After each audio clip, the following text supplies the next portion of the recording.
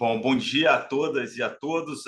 Hoje estamos para mais um encontro aqui da disciplina de Teoria Tributária Crítica no programa de pós-graduação em Direito da UERJ.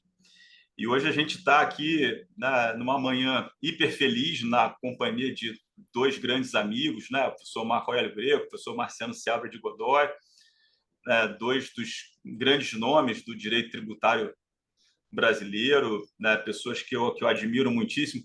Eu sofro muito, Marciano, as pessoas dizem que eu sou muito crítico e que eu não gosto de ninguém. Né? Eu sempre que alguém pergunta, você, quem é bom para você, então, e tal, sempre os primeiros exemplos que vêm, dentre vários outros, porque as pessoas exageram na minha natureza crítica, mas entre vários outros nomes importantes, né? Os nomes de vocês estão sempre na ponta da minha língua, né, como exemplos de pessoas que eu admiro muitíssimo e tenho sempre a alegria de estar junto aqui, conversando, debatendo. Então, fico muito feliz, tá, da gente passar essa manhã de segunda-feira juntos. Como eu falei há pouco, essa disciplina, né, a gente intitulou ela Teoria Tributária Crítica. A ideia, basicamente, aqui, que impulsionou essa nossa conversa, talvez uma certa percepção de que, e esse é um tema que o Marco já explorou inúmeras vezes, né, de que a gente teve uma tradição teórica tributária que se desenvolve basicamente ali entre a década de 60 e a Constituição Federal de 88, né, e que se consolida, se cristaliza e, de alguma maneira, se pereniza, né? Ela se torna, talvez, a visão doutrinária majoritária. Né? Ela tem um contexto histórico muito específico, porém, mesmo com a Constituição de 88, ela não perde força e nem muda os seus pontos de partida e os seus referenciais. Né? Pós 88, começa uma marcha muito lenta, né, de desenvolvimento de uma tradição teórica antagônica, que eu acredito que, com todas as nossas especificidades, todos nós três fazemos parte. Né? É uma tradição teórica que vai colocar em xeque certos pontos de partida, né, da teoria que dominava até então, e que começa principalmente com o Marco, né, e o Ricardo Lobo Torres. Eu acho que o Marco e o Lobo, né, são os pilares de uma virada teórica no direito tributário ali a partir da década de 90. Essa mudança de paradigma, ela vai, de alguma maneira, ganhando força nos anos 2000, e começando a ganhar massa crítica, né? Começando a ganhar novos adeptos. Aí eu acho que Marciano, e outros nomes, né, entram, né, nesse vácuo, né, deixado pelo o Marco e o Ricardo. E no início, né, boa parte dessa virada teórica, de alguma maneira, remetia ao tema que eu convidei vocês para conversar com a gente hoje, que é a solidariedade. Né? Ou seja, a partir do momento que a gente começa a colocar a solidariedade como um valor do sistema tributário nacional também, né? Não como um valor dominante, mas como um valor que orienta o sistema tributário nacional também, a gente começa a irradiar consequências. Né? Talvez primeiro, e essa é um tema que o Marciano vem tratando muito, primeiro, os debates sobre a tributação e justiça, né, tributação e superação de desigualdades sociais. Né? Então, certas abordagens, e aí eu escrevia isso num prefácio esse fim de semana, o primeiro capítulo do Marco no livro de contribuições, né, quando ele faz aquela provocação da transição de um direito tributário causalista para uma tributação finalística, né? Quando você começa a trazer fins, né, de uma maneira muito mais presente, né, para o debate tributário, e fins que não são necessariamente econômicos, que isso é uma questão que me parece muito importante. Né? A utilização do direito tributário com finalidade de indução econômica sempre foi aceita de uma certa maneira, toda a teoria de extrafiscalidade está escorada nisso. Mas o que muda é que a gente começa a trazer para o direito tributário, para o direito financeiro, outros fins, né? Superação de desigualdade, né? O meio ambiente, que agora entra forte, né? Pós-emenda constitucional 132, a gente começa a perceber o direito tributário, o direito financeiro como parte, né, de algo muito maior do que a mera arrecadação para financiar gastos públicos. Então, isso vai se desenvolvendo. Eu diria que nos últimos 10 anos a gente tem uma outra guinada que talvez já se destaca dessa mudança paradigmática que o Marco trouxe, que o Ricardo trouxe, quando a gente começa com os trabalhos de grupos específicos, né? Então, a gente tem todo o trabalho muito específico feito pelas tributaristas que estudam a questão de gênero, né? Uma pauta que foi, de uma certa maneira, inaugurada pela professora Tatiane Pistelli. Depois a gente começa a ter os debates de tributação e questões de raça, que era até um encontro que a gente ia ter na sexta-feira passada, acabamos não tendo, mas que está na nossa pauta ainda de ter. E a gente tem o nosso amigo Clécio Nunes, que trabalha muito essa questão, tem a professora Maria Angélica também, que estaria conosco. Então, assim, a gente começa a ter uns debates que levam, né, a questão tributária para um outro patamar, o que gera, né, diversas reações. Sempre me incomodou, de uma certa maneira, o fato da gente ter todas essas teorias que são teorias, abordagens críticas em relação à teoria tributária tradicional. Então, a gente tem diversas dimensões ou diversas abordagens teóricas que a gente pode chamar de críticas em relação à teoria tributária tradicional, mas que são muito esparsas e muito segregadas, sem que a gente procure um ponto de encontro entre elas, né? Então, se a gente quiser traçar uma conexão entre os debates de tributação e gênero da Tatiane com os debates inaugurados pelo Marco, não é uma coisa tão imediata e intuitiva. Então, isso foi muito do que me provocou a fazer essa disciplina, né? E chamar ela de teoria tributária crítica. O que eu queria fazer aqui é tentar encontrar os pontos de conexão dessas diferentes abordagens tributárias, que são críticas de pontos de partida do que a gente pode chamar de uma teoria tradicional, e ver se elas não estão sob um guarda-chuva comum. Então, esse era o nosso propósito aqui com essa disciplina, e por isso a gente está recebendo, né, diversos convidados. A gente começou com um professor de teoria geral, né, da UERJ, o José Ricardo Cunha, que veio falar sobre teoria crítica na filosofia, né? Então, fez um passeio com a gente sobre teoria crítica desde antes, né, da sua institucionalização ali na Alemanha na década de 30. E a gente veio, né, tivemos uma aula muito legal também com o Wallace Corbo, que é um professor nosso de direito constitucional, sobre discriminações indiretas, né? Recebemos a orientanda do Marciano, né, Isabelle Rocha, que teve também um encontro com a gente muito legal sobre tributação e gênero. Recebemos a Viviana, que é diretora da Oxfam no Brasil, para falar de desigualdade social. Então, a gente está tendo vários encontros muito interessantes, e esse nosso encontro está inserido nesse contexto.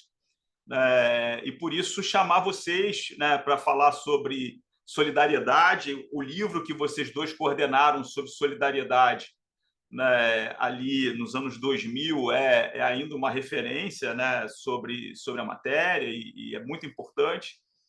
Aí a gente sabe que a solidariedade acabou virando meio que um espantalho, de uma certa maneira, né, até por conta né, do certo mau uso da solidariedade. A gente está aqui com a Maria Carolina, o Toselli está entrando também, né, que são conselheiros, né, da Câmara Superior de Recursos Fiscais. A gente vê, por exemplo, no CARF, como que falar em solidariedade às vezes é uma coisa assim, né, feita sem muita reflexão, o que gera, né, uma reação negativa muito grande, né? Então, não é incomum você pegar um caso em que você tem uma simulação evidente e se joga solidariedade no bolo como fundamentação, né? E toda aquela criação, você está desconsiderando por conta de solidariedade. Não é isso, né? Ele está desconsiderando porque é simulado. O sujeito resolveu, né, mostrar alguma erudição e gastar tempo falando de solidariedade, mas não é que você deixou, né, não é que você foi tributar, que é aquele argumento muito, né, que você está usando a solidariedade diretamente em casos concretos, né? Normalmente não é isso que acontece. Né? Então é isso. Marciano, Marco, de novo, muito obrigado por vocês estarem aqui. Né? E eu já passo a palavra para o Marciano, né, para a sua exposição inicial. E é isso, pessoal. Para quem foi entrando depois, a gente vai ter esses momentos expositivos iniciais. Logo que a gente encerrar essa parte expositiva, a gente abre para debate e a galera vai segurando aí as suas questões e acredito que a gente vai ter tempo para conseguir passar por todas as perguntas que vierem depois. Marciano, meu amigo, obrigado por estar aqui. A palavra é sua. Obrigado, professor Sérgio. Queria cumprimentar o professor Marco Aurélio e todos os demais colegas, alunos, vários deles eu já conheço, que estão aqui hoje. Eu gostei muito dessa proposta do Sérgio, quando ele me disse que teríamos essa reunião para falar desse tema, e também agora ele falando mais sobre essa disciplina que está transcorrendo durante esse semestre, as pessoas que já passaram por aqui. Queria parabenizar por essa iniciativa. Eu vou fazer uma exposição focada na minha vivência no direito tributário brasileiro ao longo desses anos, né? Então, eu não vou aqui me preocupar em falar de teoria crítica, já que esse é o nome da disciplina, de um ponto de vista das ciências humanas, filosofia, nada disso. Eu vou dar o meu testemunho, digamos assim, do que eu encontrei no direito tributário brasileiro ao longo desses anos sobre essa temática, né? Tributação e solidariedade, tributação e desigualdade social. E acho que depois da minha exposição vai ser muito interessante ouvir o Marco, que tem muito mais tempo, digamos assim, de janela, né, nesse assunto do que eu. Bom, é, primeiro eu queria destacar, eu já falei isso em alguns textos, que durante a maior parte do tempo, né, o tributo, a tributação foi um assunto de economistas e de filósofos, e não de juristas. Então, se o direito civil, o direito penal, né, há milênios é tratado pelos juristas, a tributação e o direito tributário foi assunto para os economistas, para os filósofos, até o final do século XIX. Adam Smith e outros, Montesquieu e outras pessoas ficavam refletindo sobre como deveria ser a tributação, como os tributos eram cobrados, de que maneira se deveria dividir o ônus dos gastos públicos entre as pessoas. E só ali no início do século XX, final do século XIX, que os juristas começaram a tratar desse tema. Inclusive, durante muito tempo, inclusive no século XX, as cadeiras universitárias de legislação tributária, né, na Itália, na Alemanha, eram dadas por economistas. Bom, e aí nós vemos que no Brasil, isso é uma característica, eu acho, brasileira, quando a doutrina do direito tributário começou a se afirmar, né, ainda havia uma, uma ligação desses dois campos. Se nós, por exemplo, olharmos a doutrina do Leomar Baleiro, as obras do Baleiro, que começam ali na década de 50, ele fala de ciência das finanças, né? É o tema dele. E mesmo depois que ele escreve Direito Tributário Brasileiro e outras obras, limitações, etc., nós percebemos na obra dele um diálogo constante com o que está acontecendo no mundo em termos de visões de sociedade, visões políticas. O Baleiro, para mim, é um adepto, digamos assim, daquele intervencionismo moderado, adepto de Keynes, adepto dessa, dessa economia reformista, digamos assim. E a todo tempo ele fala de progressividade, do que isso vai gerar em termos de efeitos do direito tributário, da tributação na sociedade, e isso me atraiu. Então, quando eu comecei a ler sobre direito tributário na década de 90, no início da década de 90, eu encontrava nos livros do Baleiro essa dinâmica, relacionando, portanto, concretamente, muito de perto, a tributação, o direito tributário, as escolhas do direito tributário com visões de mundo, visões de sociedade e efeitos que isso poderia gerar sobre a desigualdade e sobre a cidadania. E eu tive dois professores que, especificamente naquela época, o Sacha e a Misabel, na década de 90, tinham muito dessa pegada.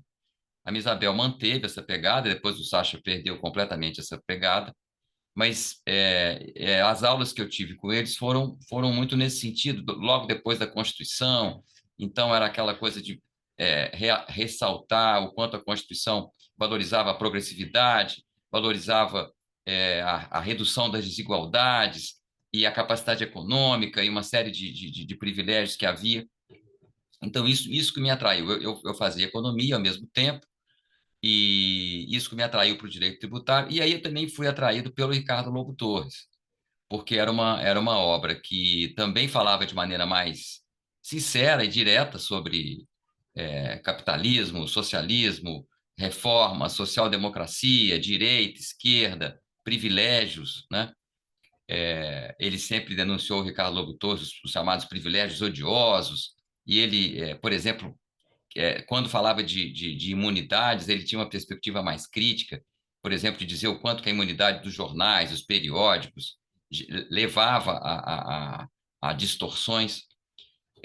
Então, apesar do Ricardo Lobo Torres ser um autor mais à direita, digamos assim, e eu ser mais à esquerda, eu sempre gostei dessa pegada bem direta dele, dessa maneira pela qual ele tratava. Ou seja, tudo ele relacionava a questões de fundo. Então, a, a Seguridade Social, as contribuições, o que isso poderia gerar em termos de desenvolvimento econômico, em termos de redução das desigualdades, etc.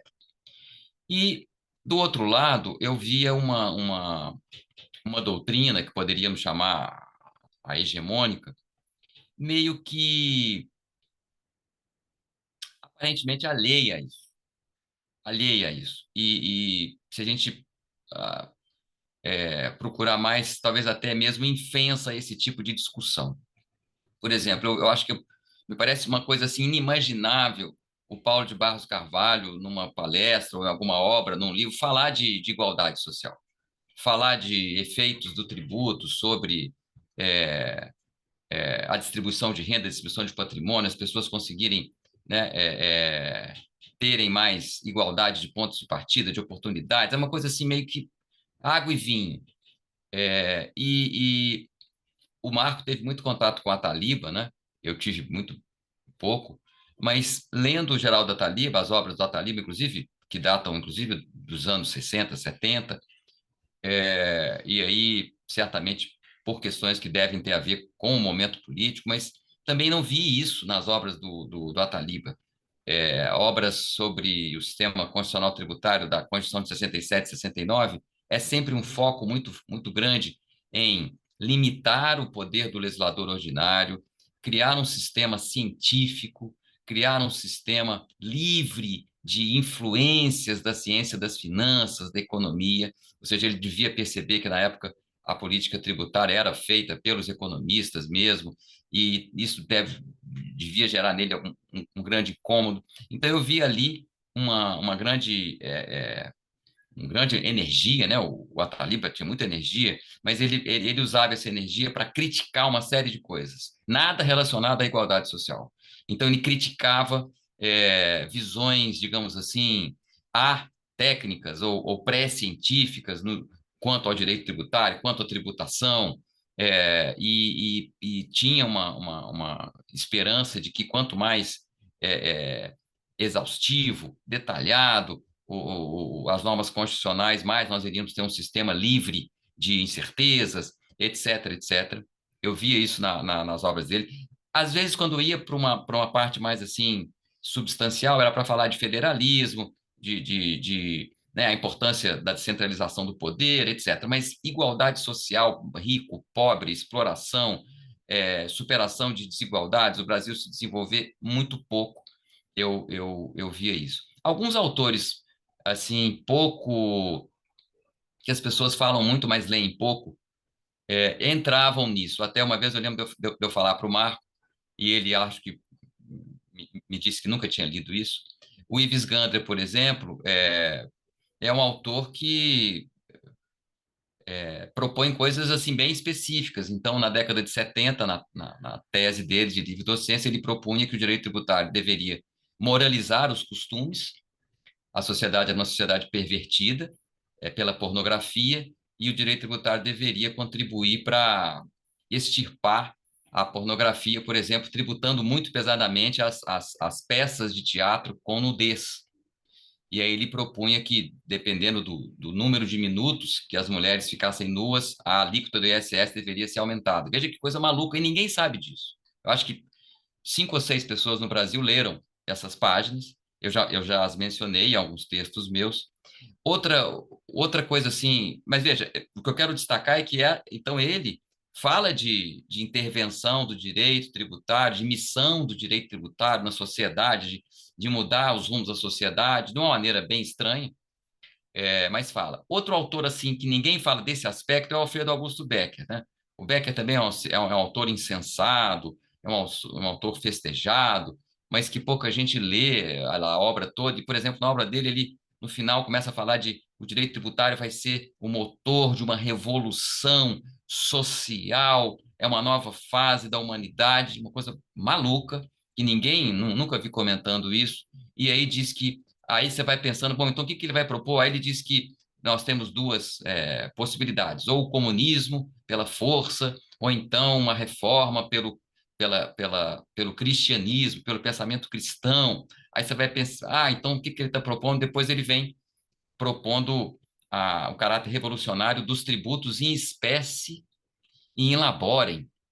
Ele acha que, na verdade, o futuro estaria em tributos em espécie, em laboratório. Enfim, estou só dando exemplos. Eu sempre procurei isso nos autores. Mas onde é que esse sujeito quer chegar? O que que ele está propondo? Qual é a visão dele? Em alguns eu identificava essas é, propostas e visões, e no outro eu via uma coisa completamente, pretensamente neutra, ou que não se interessava por isso, né? No caso, por exemplo, do Humberto Ávila, eu vejo a mesma coisa do Paulo de Barros, assim, há uma série de preocupações com o sistema, com os aspectos normativos, de diferenciações, de vários tipos específicos de princípios, vários tipos específicos de regras, cada uma delas com interrelações recíprocas, mas dali não surge nada de uma visão de fundo sobre a sociedade. É claro que deve existir, mas você não percebe, não é anunciada. Visão de fundo de sociedade sobre o papel do direito tributário, o que se espera. Eu, por exemplo, quando vejo uma nova regra, por exemplo, agora vamos ter uma nova norma sobre, por exemplo, a questão da CSLL, né, o imposto mínimo. Ou então vamos ter uma nova tributação de preço de transferência. Eu sempre me pergunto, quem é que vai ganhar, quem é que vai perder? Essa norma, ela tende a ter qual efeito sobre a margem de lucro das empresas, sobre os contribuintes, sobre a inflação, sobre a distribuição de renda? Vai ter mais progressividade? Não vai? Qual o impacto? Tributação do consumo, por exemplo, etc.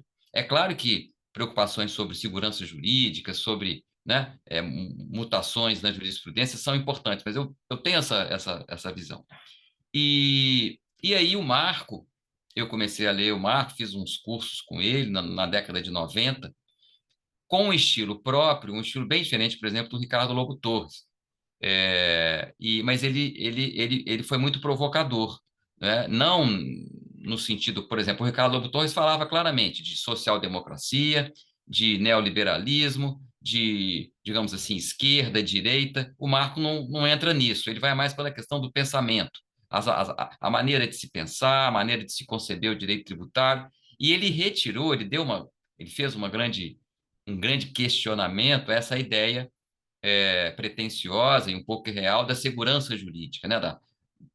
Do potencial de se programar completamente as consequências, que é mais ou menos o sonho dourado do direito tributário brasileiro, desde o Ataliba.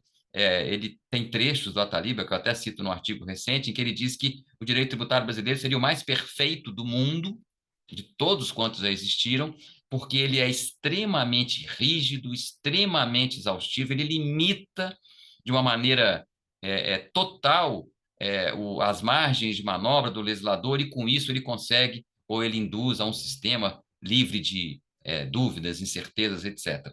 E eu acho que o Marco chega, então, depois de eu acho que o Marco viver nesse sonho durante muito tempo, na prática e na teoria, ele lança uma teoria que meio que implode essa certeza, essa visão, e isso incomoda muito. Eu acho que incomoda muito. O Marco, sem dúvida, é o autor que mais incomodou a doutrina tradicional, porque talvez ele tenha vindo dela, ele era um grande trabalhador dessa doutrina na prática, como advogado, etc. E ele, portanto, teria muita autoridade para falar disso. E isso, então, tem desdobramentos sobre o planejamento tributário. Então, eu desde então, estabeleci um diálogo com o Marco. Mas o Sérgio tem razão no sentido de que tem um corpo mais assim central de hegemonia. Eu poderia citar aí o Ataliba no início, depois o Paulo de Barros Carvalho, depois o Alberto Xavier, Humberto Ávila, etc. Aí a gente vê mais uma hegemonia, e depois os outsiders, digamos assim, cada um à sua maneira, né? Cada um à sua maneira, não numa mesma orientação ideológica, e também não numa mesma orientação também em termos de divisão de ciência e de academia, né? Mas da minha perspectiva, então, o que eu percebo é isso. Tudo que eu estudei, os temas que eu escolho, né, geralmente são temas ligados a isso. A minha ligação com a ideia do planejamento tributário tem a ver com isso. Ou seja, eu vejo a norma tributária como uma divisão de ônus econômicos e financeiros entre as pessoas, né? entre a sociedade, divisão de ônus, que pretensamente o legislador procura dividir esse ônus buscando alguma justiça distributiva. Ora, se os contribuintes se organizam para fugir desse dever de maneira artificiosa, de maneira abusiva, eles estão subvertendo a justiça que o legislador buscou criar, né? Isso é que está por trás de todas as normas gerais, de todas as reações. Por isso que eu me dediquei a esse tema, né? Eu não iria me dedicar a um tema específico de preço de transferência, eu não iria me dedicar a um tema específico, né, de base de cálculo, de PIS/COFINS, das instituições financeiras, certo? Porque é um tema que não me traía, não me trazia indagações, inquietações desse ponto de vista. E então, quando eu vou estudar, por exemplo, agora o último artigo sobre tributação dos prêmios das bets, né, como se tributa pelo imposto de renda os prêmios das bets, eu estou preocupado com os efeitos das bets na sociedade, o que essa norma sobre o imposto de renda vai levar em termos de efeitos, induções, enfim, o imposto seletivo. Então, na minha visão, direito tributário e desigualdade social e solidariedade são dois temas totalmente ligados. É claro que existe a política tributária, existe a interpretação, né, da legislação tributária, acho que são coisas distintas, é, mas, na minha perspectiva, isso está sempre ligado. E eu vi aquela questão da solidariedade, inclusive tem umas métricas, né, de quantidade de citações que se fazem de um autor. Aquele livro que o Marco e eu organizamos sobre solidariedade é a obra mais citada, né, das que a gente já fez. E eu vejo que a solidariedade ali incomodou, gerou um incômodo muito grande. Até hoje esse incômodo existe, como também existe o dever fundamental como um grande incômodo. E realmente tem tudo para ser incômodo, porque se você pegar o texto do Ataliba, os textos do Paulo de Barros, os textos do Humberto Ávila, os textos do... Aliás, o Alberto Xavier, na Espanha, quando o Alberto Xavier publicava artigos na Espanha, na década de 70, ele era mais explícito com relação à ideologia, né? No Brasil, não. No Brasil é uma coisa técnica, ou seja, o direito tributário hegemônico do Brasil quer ser um direito tributário técnico, ideologicamente neutro. Ele quer só quando ele abre as questões ideológicas, é só para dizer que ele quer proteger digamos assim, a legalidade, ele quer proteger a segurança, ele quer proteger a atividade econômica lícita, ele quer proteger a geração de riquezas, ele quer proteger. Veja, não tem diversos interesses na sociedade, só tem um interesse na sociedade, que é o interesse da segurança, que é o interesse da certeza, que é o interesse de que o direito tributário não seja conspurcado por teorias extrajurídicas. Isso também é uma coisa interessante do Brasil. Sempre que uma pessoa, ou sempre não, mas quase sempre que um jurista discorda de outro, uma tese, né? Eu acho que esse tributo é inconstitucional, você acha que é inconstitucional. Geralmente, quem perde a discussão fala assim, pois é, mas você colocou em questão elementos extrajurídicos. Isso é extrajurídico, né? Sempre que é um argumento contrário ao meu, eu digo que ele está cheio de questões extrajurídicas, né? Enfim, então, o que eu poderia dizer é que essa teoria crítica, né, esse nome, volto a dizer, sem nenhuma pretensão de relacionar com questões de ciências humanas e teoria da ciência, mas no Brasil eu vejo, então, no direito tributário, essa vertente crítica como realmente colocando mais às claras, de maneira aberta, o que está por trás do direito tributário. É claro que o direito tributário é feito segundo interesses concretos de pessoas. Agora, na reforma tributária, isso fica muito claro. E efeitos que isso vai gerar. É claro que o jurista, o ministro do Supremo, não é a pessoa mais indicada para entender bem esses efeitos, antecipar esses efeitos. Outra coisa que passou a gerar muito incômodo, e aqui eu já vou terminando, é o fato do Supremo Tribunal Federal ter mudado muito. Eu lembro que quando eu comecei a estudar direito tributário, você tinha aqueles ministros, quase sempre juízes, que falavam de uma linguagem muito daquele juridiquês, então não tinha um discurso muito claramente ligado às questões sociais, às mudanças sociais, e de repente na década de 2000, né, com as novas nomeações, começa-se a falar muito de solidariedade, de igualdade, de desigualdade. Por exemplo, aquele momento das alíquotas progressivas do ITCMD, e depois começou a se falar também de norma geral, e, enfim, de dever fundamental. Os ministros iam, tudo assim, sem nenhuma corrente formada, muito clara, mas isso gerou um certo incômodo. Como assim os ministros do Supremo, no julgamento de uma matéria tributária, vão começar a falar nisso? Isso está contaminado, isso é extrajurídico, etc, etc.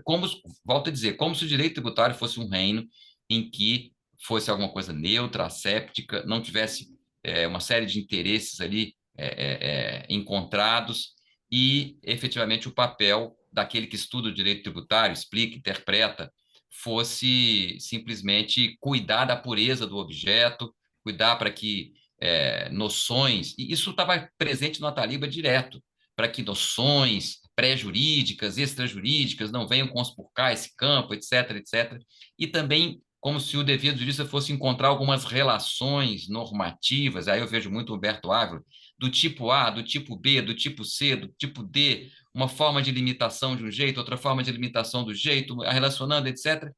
E você não eleva o olhar e fala, pô, mas onde é que isso vai dar em termos sociais? E o que nós estamos vendo hoje é uma grande disputa em termos do tributo em si, né? Se você olhar, agora teve eleição, o tributo está no centro das discussões. Aliás, a semana passada, o Milei, que é um representante de uma corrente libertária que está muito presente no Brasil, ele meio que extinguiu a Receita Federal da Argentina, criou um órgão totalmente diferente, mais limitado, e o ministro dele, quando extinguiu, disse que era um órgão que estava fazendo mal para a Argentina, porque ninguém tinha direito de dizer para os argentinos onde é que eles deveriam colocar o dinheiro deles, como eles deveriam agir. Então, veja, um governo num país grande como a Argentina extingue a Receita Federal com várias críticas ideológicas à atuação desse órgão. O Trump, numa entrevista semana passada, também em clima de eleição, disse que achava que deveria ser abolido o imposto de renda nos Estados Unidos. Enfim, então, não tem jeito, se você gosta do direito tributário, da tributação, de você não abrir o entendimento para isso e tentar se situar, né? Então, quando eu falo para os meus alunos disso, fica parecendo que eu estou tentando trazer elementos extrajurídicos, etc., mas isso está no centro. É verdade que o Sérgio disse que muitas vezes, na hora de julgar um caso concreto num tribunal, são feitas referências indevidas a tudo isso. Eu vejo a solidariedade como um fundamento, como algo que dá legitimidade valorativa para o direito tributário, para a tributação, não mais do que isso, né? Não se trata de uma regra do sistema que eu vou aplicar num caso concreto, simplesmente a solidariedade é o esteio, né? Eu sempre nas aulas comento isso, que é uma coisa muito tranquila se você for falar na Europa e outros países, mas aqui gera muito problema, muito porque no Brasil também, e essa é a característica final que eu destaco, todos esses juristas que eu falei, quase todos eles, é, é, iniciaram sua carreira e estão finalizando a sua carreira e sempre trabalharam como advogados de grandes empresas, diferentemente de outros países. Se você vai na Alemanha, na Espanha, em Portugal, as pessoas que escrevem sobre direito tributário, muitas são do fisco, muitas são juízes, juízas, muitas são acadêmicos puros, etc. E tem os advogados também. No Brasil, não. É 99% de advogados de grandes empresas, de grandes escritórios. Então, isso naturalmente vai conformar também uma certa visão do direito tributário. Bom, essa era o meu testemunho aí inicial para colocar, né, as peças sobre o tabuleiro e aí deixar o Marco poder falar disso, que eu estou interessado também em ver qual é a visão dele sobre tudo isso. Obrigado. Bom, bom dia a todos. É uma alegria estar aqui de volta, inclusive revendo vários colegas que tivemos um semestre muito produtivo há uns meses atrás e fico muito contente de estar de volta, podendo participar de uma atividade aqui na UERJ, junto de vocês, sob a coordenação do Sérgio e ao lado do professor Marciano. Bom, o Marciano fez uma ótima exposição para mostrar o quadro geral, quando fala dos mais recentes tributaristas. Eu estava anotando aqui, é como se eles escrevessem um tratado do bisturi, de todas as conexões e todas as formas possíveis e imagináveis, e não falam uma palavra sobre o doente e a sua doença.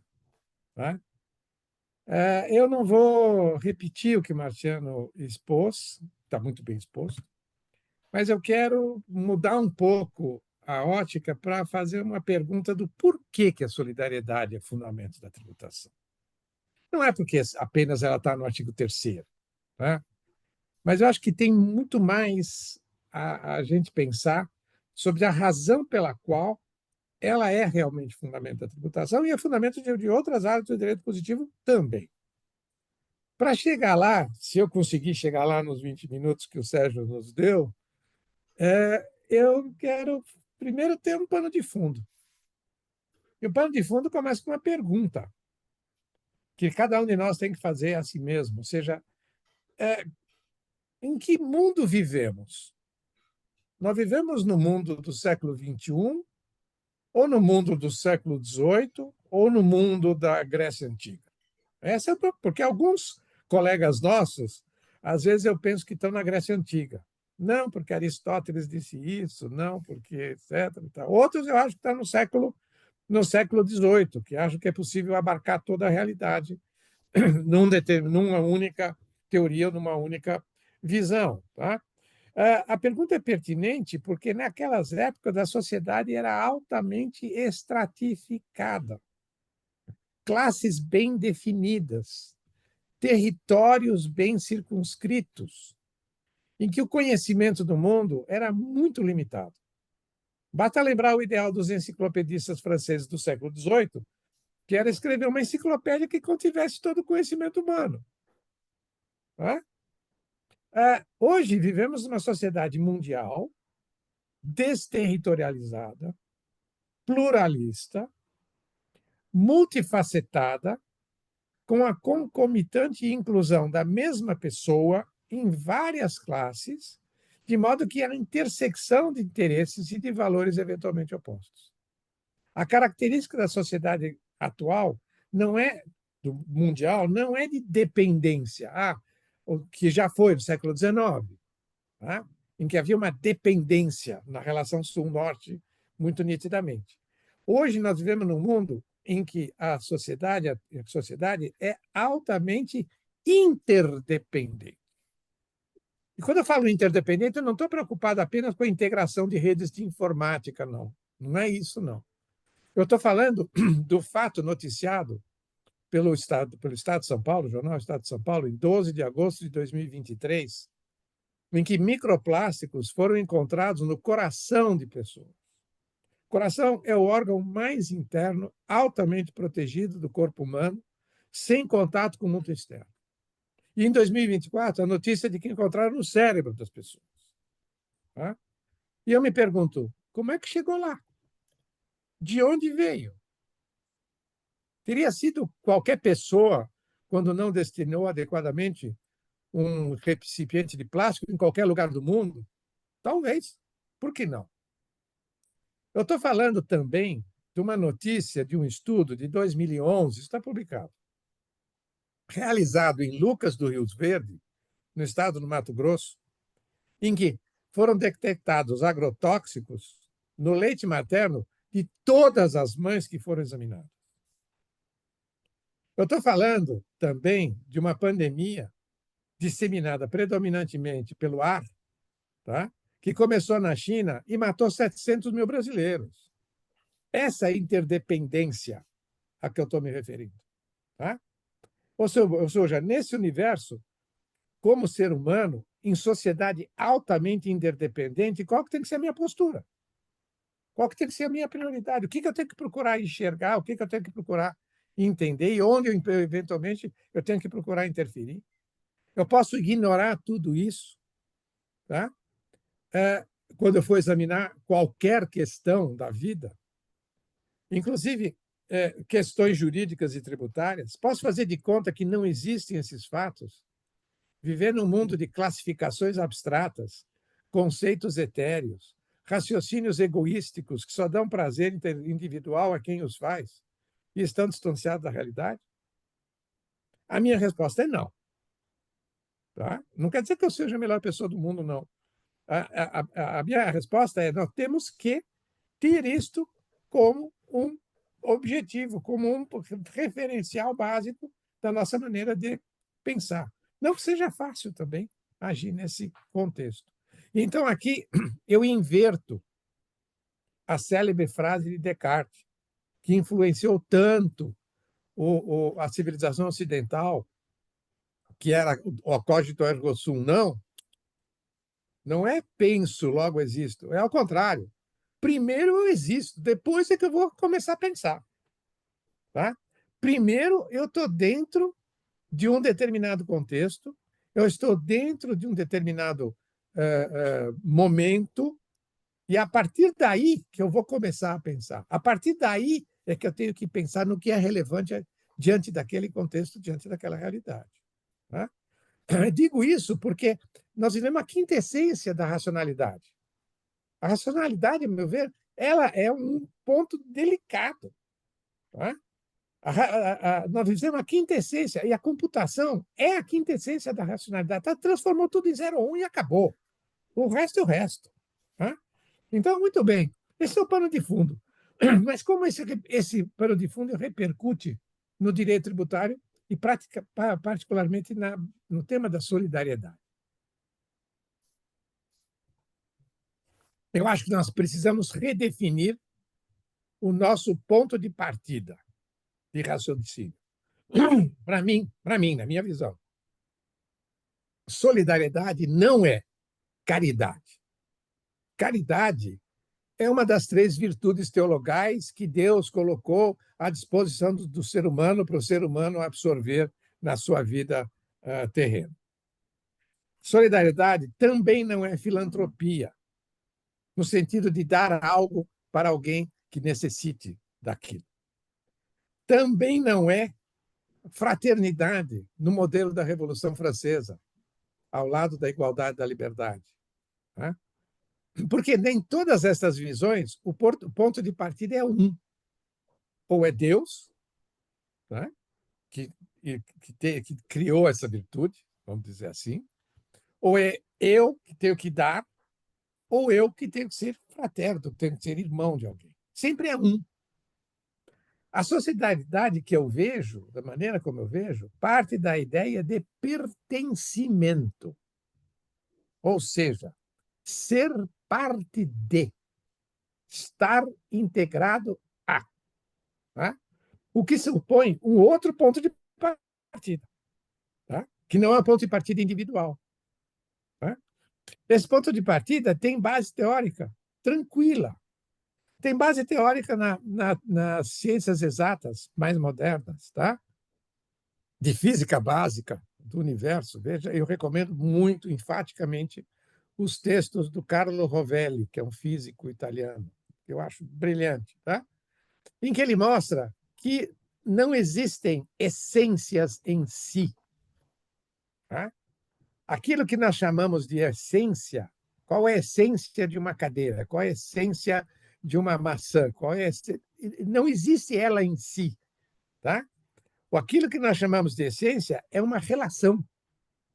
E como relação, surge a ideia de dois, não a ideia de um, Deus ou eu, tá? Mas a ideia de dois, tá? Que estamos reunidos, estamos juntos. A célula, a molécula, o ser vivo não tem essência própria. São fruto de infinitas relações que se compuseram daquele modo. Se alguém me pergunta, às vezes eu me pergunto, quem sou eu, Marco Aurélio? Alguém pode dizer, não, Marco Aurélio é um ser vivo, por enquanto, que tem 80% de água, tem células musculares, tem células, tantas células ósseas e mais isso. Isso é verdade? É verdade. Mas eu não sou este eu, não é este eu que eu estou me referindo. Tá? O eu é toda a minha história. O eu é todas as minhas relações que eu instaurei.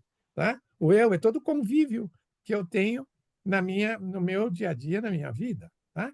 Essa ideia que a física moderna mais avançada está chegando, de que aquilo que chamamos de essência são, na realidade, relações, isso está num filósofo de mais de 1000 anos atrás, um filósofo hindu, tá?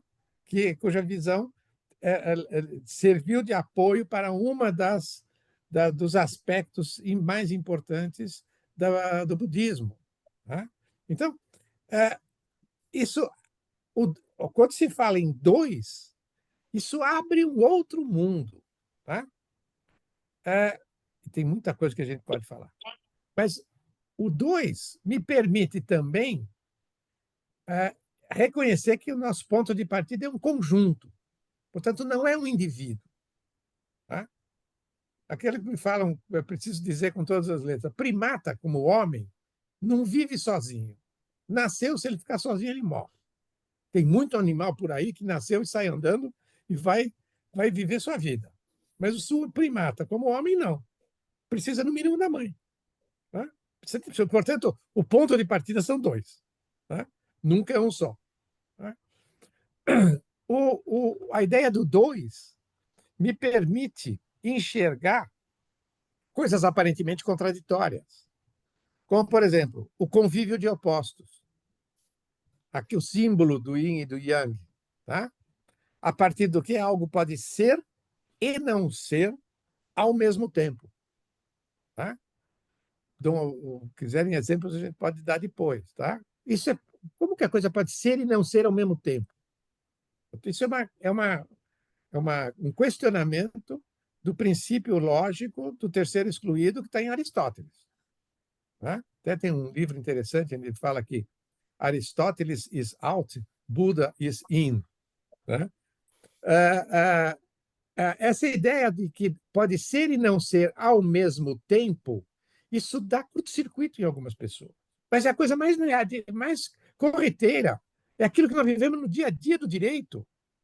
Se eu perguntar para você, pense na véspera da decisão. Aquele pleito é procedente ou improcedente? Ele é ambos. Depende da parte, depende da perspectiva de cada uma das partes envolvidas. Na véspera, ele é ambos. Tá? Ele é e não é.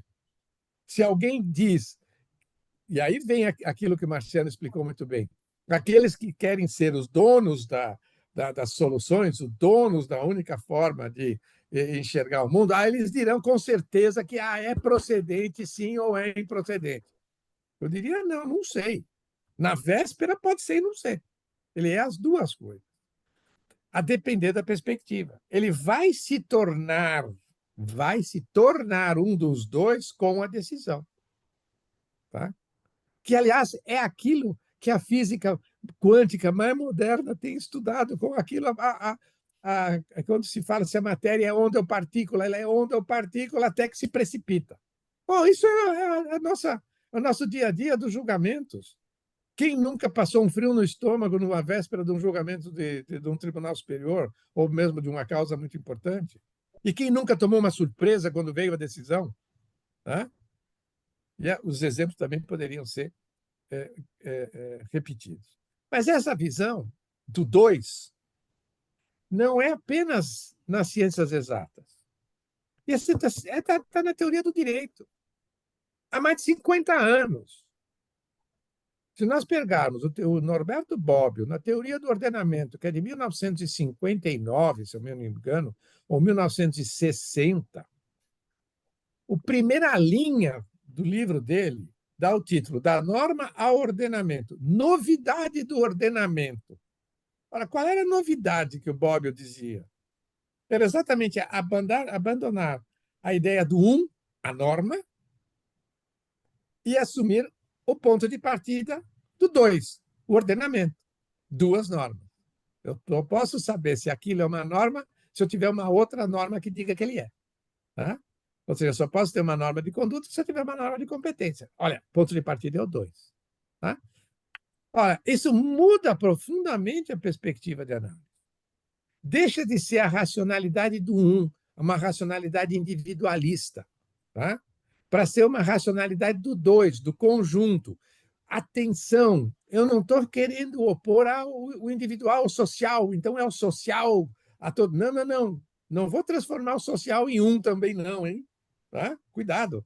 Essa é a cautela que a gente tem que ter. Nem transformar o indivíduo em único referencial e nem transformar o social como único referencial, porque também eu estaria transformando o social em É a social e o indivíduo. O indivíduo não existe sem a sociedade não existe sem o indivíduo. Um não existe sem o outro. Tá? E eu gosto de dar sempre um exemplo que eu acho muito elucidativo. Ou seja, o ponto de partida nosso não deve ser do estudo de uma árvore, uma norma, mas do estudo de uma floresta. A floresta não é a mera somatória de árvores. Ela não é só composta de árvores. Claro que tem árvores, claro que tem. Mas ela também tem formigas. Ela também tem pássaros. Ela tem também lagartas. Aliás, um bichinho interessantíssimo. Que às vezes a gente tem que ter o exemplo. Eu ouvi a Milene falando ontem, a gente tem que ter, aliás, anteontem, o exemplo da lagarta de fazer a metamorfose. Tá? Elas, em poucos dias, se metamorfoseiam de lagarta em borboleta. A floresta não tem só isso, ela tem besouros que, pela lógica da aerodinâmica, não deveriam voar, mas voam. Tá? E observem, eu gosto das lagartas. A mudança, elas fazem uma mudança na estrutura, na forma do corpo, até mesmo na forma da vida, e estão aí vivendo. Portanto, a floresta não obedece à mesma lógica da árvore. Tá? Quem não vê isso vai pensar que pena de pássaro é folha e vai querer tratar como se fosse uma folha. Quem não percebe isso vai ficar olhando o pé das árvores, procurando de qual ela caiu, ao invés de olhar para o céu e procurar o pássaro adequado. Tá? Ou pega pense nas decisões do Supremo Tribunal Federal dos últimos anos, tá? Que o pessoal lê a decisão e enxerga coisa que não está lá, tá? Que eram coisas que eles tinham convicção, que não foram confirmadas, então vem e diz, não, isso é um absurdo. O Martino até já deu exemplos explícitos. Tá? Ordenamento jurídico, tá? Deve ser visto dessa forma. Ou, falando da folha versus a pena, ou da lagarta, alguém que vê hoje uma lagarta, tá? Ontem ou hoje eu vejo uma lagarta, e daqui uns dias vai ver uma borboleta, vai dizer, ela é uma invasora. Da onde veio essa? Da onde saiu essa ideia? Era a lagarta que se metamorfoseou. Era um princípio constitucional que era visto como liberamente sugestivo e virou um princípio constitucional que tem eficácia positiva. É uma lagarta que se metamorfoseou. Tá? Agora, quem não entende que a floresta funciona assim, esse vai achar que está tudo errado. Né? Bom, é claro que, nessa medida, o ordenamento jurídico não é só composto por normas, assim como a floresta não é só composta por árvores. Ele também integram o ordenamento, é jurídico, o conjunto de valores, de fatos, componentes não normativos que o integram. Então, aquele triângulo que às vezes eu desenho, falando de um vértice político, outro vértice social, outro vértice econômico, e no meio direito, cada questão política, social ou econômica interfere com a outra. E nós que estamos no meio é que fazemos o trânsito, fazemos a passagem. Uma grande questão social pode se transformar num problema econômico. Né? Um grande evento político pode se transformar num problema social e assim por diante. Isso vai passar por onde? Vai passar pelo direito. Tá? Assim, se olharmos para certas decisões judiciais, veremos que elas podem ser penas de pássaros, com ingrediente social, político e econômico, e não folhas de árvore apenas com ingrediente normativo. Tá? Bom, portanto, quando não entendemos o conjunto em funcionamento, ou quando assustamos com algo imprevisível ou inusitado, talvez seja porque estamos olhando com os óculos errados ou para o lado errado. Além disso, então, para mim, o ponto de partida não pode ser o 1. O ponto de partida é o 2. Tá? Só que quando você enxerga como ponto de partida o 2, há uma relação interna. Passa a surgir uma relação interna.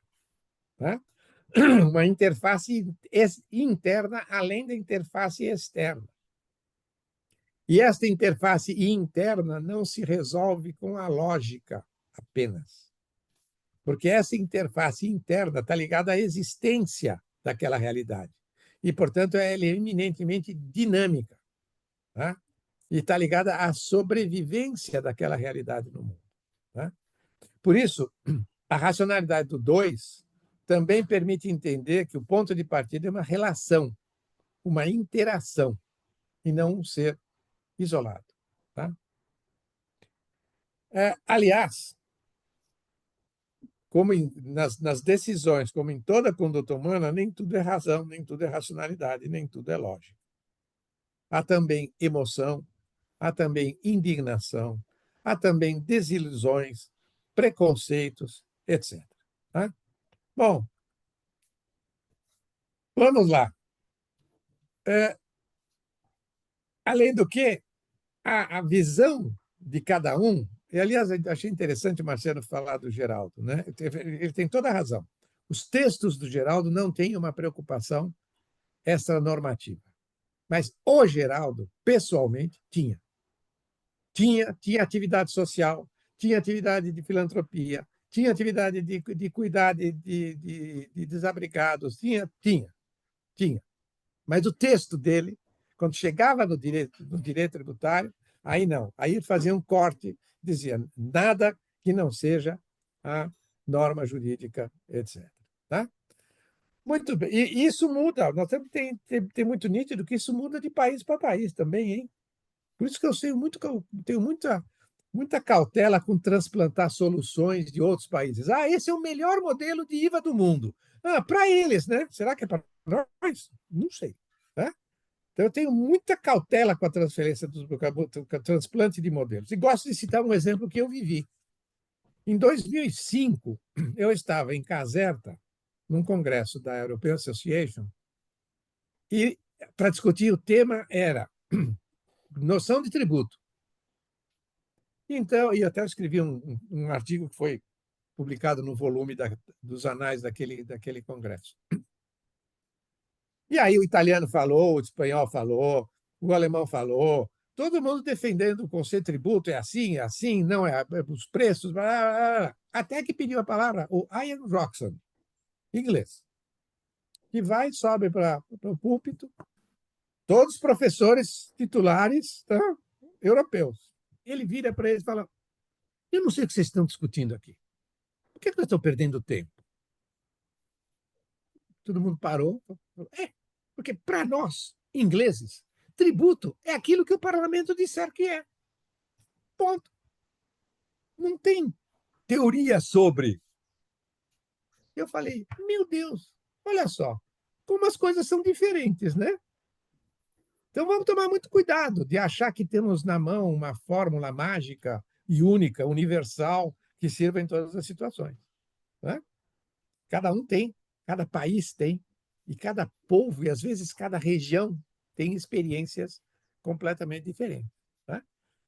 Bom, o 2, portanto, permite também entender o peso de cada elemento no conjunto da relação. Pois o peso de cada elemento no conjunto da relação, se você quiser dizer individual e social, por exemplo, nessa relação, ele varia de grau, conforme as coisas andam e conforme as energias se concentram. Tá? Daí a mudança, que pode levar até mesmo à inversão das relevâncias. Dou um exemplo recente. O debate sobre porte de entorpecente. O relevante há 40 anos atrás era o entorpecente. Hoje, o centro da discussão é o usuário, ou aquele que está portando o entorpecente. Ora, a relação em si é formada pelos os mesmos componentes, mas o peso de cada um dentro daquela relação assume qualidades e dimensões diferentes. Isso em todas as relações. Tá? Ora, o debate era, tempos atrás, sobre a validade da lei. Hoje pode ser sobre a sua eficácia social ou econômica. Tá? As preocupações que o Marciano tem, por exemplo, não são sobre a validade. Claro, a validade está bom, passamos por ela. Mas o que realmente interessa nos estudos do Marciano é a sua consequência, a sua razão de ser, a sua inserção num determinado contexto e assim por diante. Tá? Olha, tudo isso está em movimento e num equilíbrio dinâmico, não no equilíbrio estático. Tá? E aqui vale uma regra fundamental de física. Se eu tenho uma partícula em movimento, tá? Se eu quiser mensurar com exatidão a velocidade, eu não sei onde ela está. E se eu quiser saber com exatidão onde ela está, eu não consigo medir a velocidade. Tá? Então, é uma questão dinâmica, que a gente vai e volta. O que a gente vê em todos os contextos. Muito bem. Como viver, como interagir numa sociedade com um ordenamento dessa forma? Eu diria que aqui vem uma grande questão. Tá? Quando a sociedade é estratificada, e o direito é retrato dessa sociedade estratificada, um dos modos de estudar ordenamento é através de generalizações, apoiadas, eventualmente, desejável que seja, em pesquisa empírica. As exceções são pontuais, razoavelmente bem identificadas e controladas. Quando a sociedade é pluralista, e aí já se falou em raça, gênero, igualdade econômica, oportunidades, etc. Então, a exposição do Marciano foi muito rica. Quando a sociedade é pluralista, está em permanente e rápida mutação, eu não sei como será o mundo daqui a 5 anos. 5 anos. E o direito é o seu retrato, há uma diminuição das generalizações que se mostram certeiras, que acertam. pois há um aumento das especificidades. Tudo isso que foi relatado, ou quase tudo que o Marciano relatou, é de 20, 30 anos atrás. Essa iniciativa do Sérgio de trazer gente do constitucional, gente da filosofia, gente para entender o mundo, isso é novidade. Não existia há 50 anos atrás. Tá? Não havia discussões, grandes discussões de raça, sexo, condição social, desigualdades, etc. Não se fazia esse tipo de discussão. Tá? O que nós estamos fazendo hoje, exatamente, é o resultado de um aumento das especificidades. Então, as generalizações que até meados do século XX eram o modo de estudar um fenômeno, passam a ser muito arriscadas. Pode errar feio ao generalizar. Tá? Pode acabar falando sobre uma realidade que não existe. Tá? Muito bom. Hoje, até a medicina está sendo específica, está sendo pontual, ao buscar um tratamento formatado para determinada pessoa, e não para um paciente abstrato ou um paciente médio.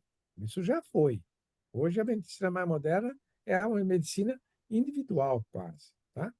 O problema qual é? A incapacidade de generalizar impacta a aptidão heurística do modelo teórico, que é isso que está colocando em pânico grande parte da doutrina tributária brasileira. Tá? Porque se apoiaram em generalizações. Tá? Se apoiaram em padronizações.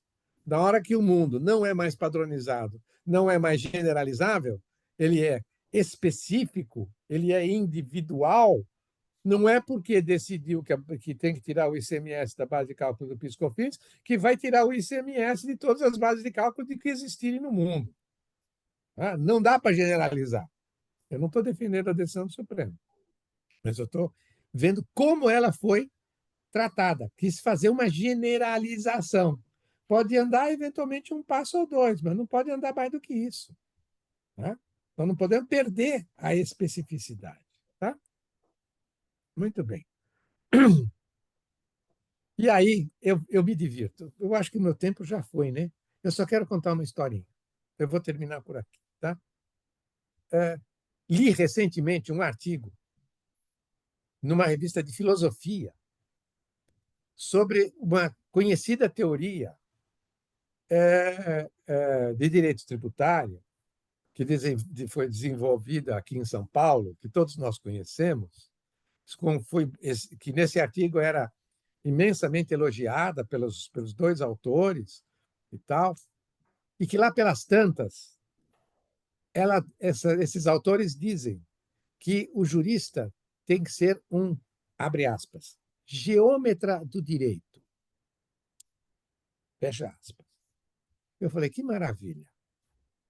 Aí eu parei, eu sou muito chatinho em algumas coisas, e eu falei, geômetra do direito. Eu já ouvi alguns falar de arquiteto do direito, mas de geômetra do direito. Eu perguntei, qual geometria será que eles estão se referindo? Porque isso é uma coisa que acontece muito em direito tributário. Fala-se de coisas sem saber do que está falando. Tá? Se for a geometria euclidiana, que é a geometria do espaço plano, tudo bem, isso era a geometria que dava total segurança de que todo o triângulo teria ângulos cuja somatória dá 180 graus. Só que não existe só essa geometria do espaço plano. Existe a geometria do espaço curvo, que abre duas geometrias diferentes, que é a geometria do Lobachevsky e a geometria do Riemann, em que uma, a soma dos ângulos é menos de 180 graus e a outra é mais de 180 graus. Então, esse é um ponto. Do que nós estamos falando? Às vezes eu sinto que, ao ler um texto, eu não sei do que o colega está falando. Tá? E aqui está o ponto. É a ideia, quando ele, obviamente, suponho que eles tenham usado a expressão geômetra do direito para se referir a essa aptidão do jurista de desenhar a realidade. Tá? Sim, só que a realidade não é plana, a realidade é multifacetada. E depois, se vocês quiserem, tem exemplos facílimos para entender o que é a geometria do espaço curvo, tá? Em que pode ser mais do que 180 graus ou menos 180 graus. Tá? Então, eu diria, é, a maneira de pensar é que é o grande desafio. Tá? E eu fiquei feliz com a referência que o Marciano fez, e que o nosso livro tem muitas citações. Não sei se a favor ou contra, né? A gente nunca sabe. Mas ele está fazendo 20 anos, é de 2005. Tá? Então, veja que como, na minha visão, nós andamos pouco. Tá? Se essas todas as manifestações, todos esses movimentos pontuais, se eles não tiverem uma base comum, gênero, meio ambiente, raça, desigualdade social, se eles não tiverem uma base teórica comum, eles vão ser efêmeros, eles vão se transformar numa emendazinha, numa lei, e dizer, está atendido. Tá? Esse é o meu medo. Está atendido o problema dos sucos sem açúcar. Tá? E pronto. Isso é muito mais profundo do que simplesmente uma necessidade de enxergar a realidade que temos à volta. É preciso agir em relação a essa realidade. Mas, para agir, vamos entender, a lei não muda nada. A lei não interfere com o mundo real. O que interfere com o mundo real é a ação, a conduta do ser humano. E, para ele agir, ele precisa entender e acompanhar. E, portanto, ele precisa ter olhos de ver. Ele precisa enxergar com os óculos corretos. Tá? Para não haver aquilo que eu encerro com essa historinha, que é da Valentina, né? Está no YouTube. Valentina é uma menininha de 5, 6 anos, pelo menos o vídeo dá a impressão. E esse vídeo já é antigo, hein?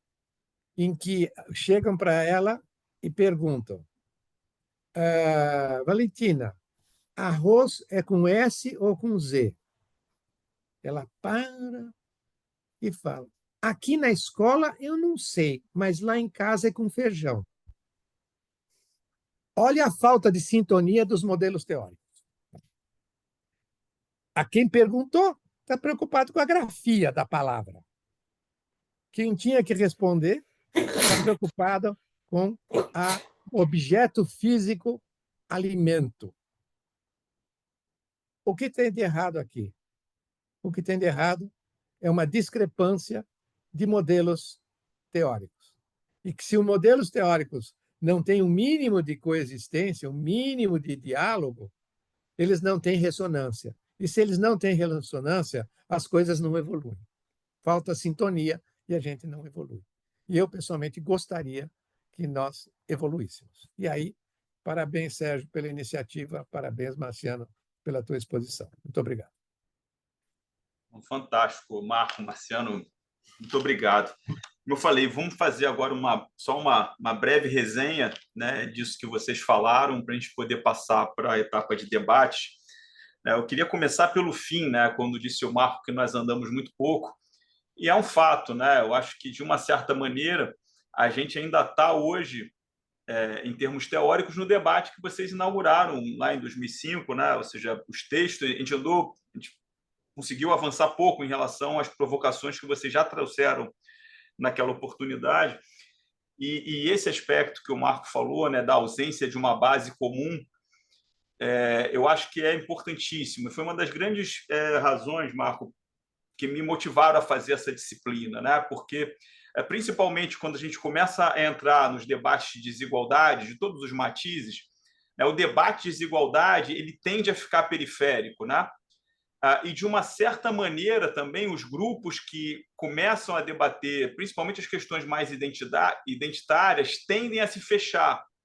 E aí entra toda aquela questão de lugar de fala e tudo, que afasta, eventualmente, quem vai lidar com o assunto.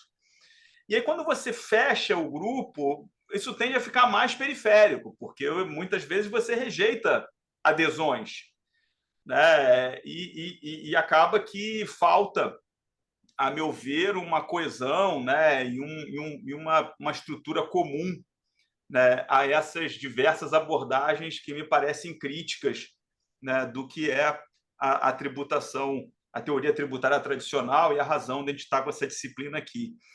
Eu tinha separado 3 pontos do que o Marciano disse, que eu queria jogar de volta para vocês, né?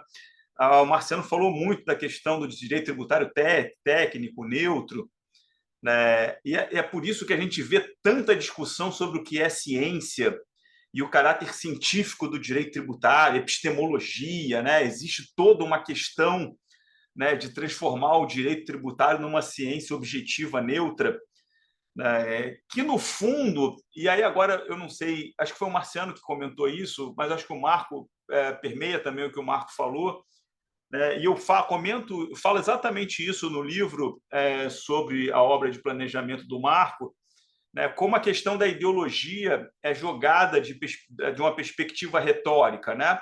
Então, é sempre, principalmente para os autores dessa teoria mais tradicional, é sempre, olha, eu sou cientista, o que eu estou fazendo é ciência.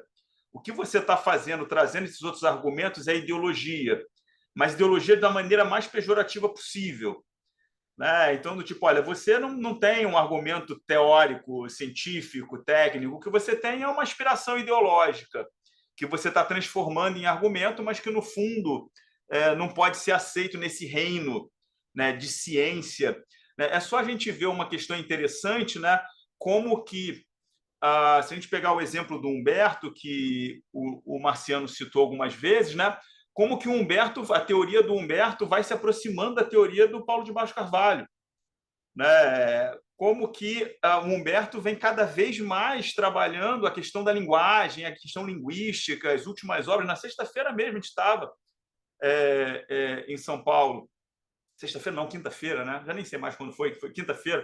A gente estava em São Paulo no seminário de 50 anos do IBDT, né? E a palestra do Humberto era uma palestra sobre linguagem, teoria da linguagem, né? Que no fundo remonta à semiótica da escola do Paulo, né? Então, e que obviamente tem não sei se é uma finalidade, mas tem uma consequência intencional ou não, né, de exclusão, porque se você não está discutindo a teoria naquele nível semiótico de teoria da linguagem, é como se você não tivesse legitimidade para entrar no debate, porque o debate é esse, é linguístico.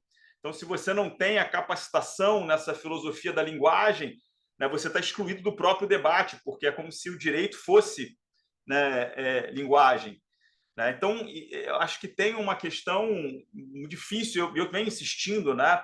Se a gente entender a ideologia como o Marco define, né, como conjunto de princípios e valores, né, que pautam o nosso ser no mundo, né, obviamente que todo intérprete tem uma ideologia e todo interpretar é ideológico, né?